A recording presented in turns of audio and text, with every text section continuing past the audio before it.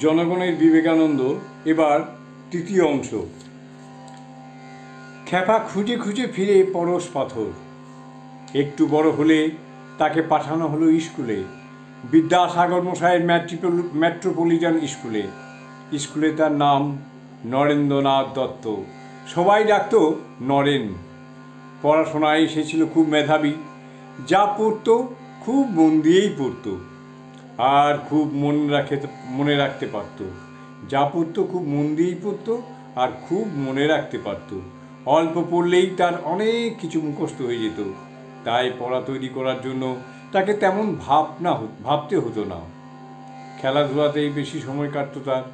স্কুলেও এক পাল ছেলে নিয়ে দল গড়ে উঠল, আর নরেনই হলো দলের সর্দার। এদের সঙ্গে খেলাধুলা কবে বেরিয়ে তার দিন কাটত।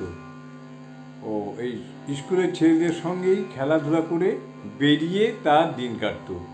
কিন্তু লোকের বিপদে আপদে সহায়তা করতে এগিয়ে আসে সব সময়। মানুষের সেবায় সুযোগ পেলেই নরেন তার পুরো শক্তি দিয়ে তা করে। পাড়ার এক ব্যায়ামের আখড়ায় সে কয়েকজন বন্ধুকে নিয়ে ভর্তি হলো। ডন, কুস্তি, লাঠিখেলায় হয়ে উঠল ওস্তাদ। ঘোড়ায় চড়া, নৌকো বাওয়াতেও হয়ে উঠল দক্ষ। সাঁতার, ক্রিকেট সব খেলাতেই সে খুব পটু। এসব ব্যায়াম আর খেলাধুলা করে তার শরীর খুব শক্ত হয়েছে, মাংসপেশিগুলি খুব পুষ্ট হয়ে উঠেছে। শরীর ভালো না হলে জোর আসবে কোথা থেকে?